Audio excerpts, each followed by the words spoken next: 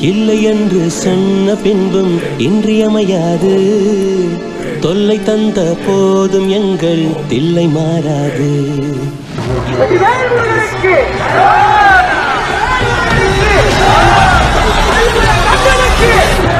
அரோகரா அரோகரா என முழக்கமிட்டுக் கொண்டே திருச்செந்தூர் கடற்கரையில் குவிந்த ஏராளமான பக்தர்கள்.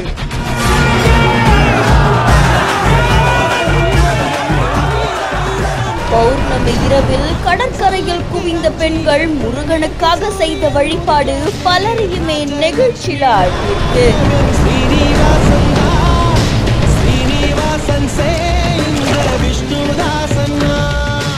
பௌர்ணமியை முன்னிட்டு ஏராளமான பக்தர்கள் திருச்செந்தூருக்கு புறப்பட்டிருக்காங்க.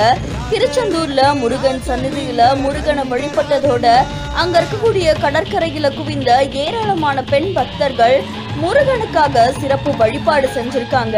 இந்த வழிபாடுல பெண்கள் அங்க இருக்க கடற்கரையில அந்த மணலை தோண்டி அதுக்குள்ள விளக்கு ஏற்றி வழிபட்டிருக்காங்க. இந்த வழிபாடு ஆண்டாண்டா நடந்துட்டு வரதாகவும் சொல்லப்படுது.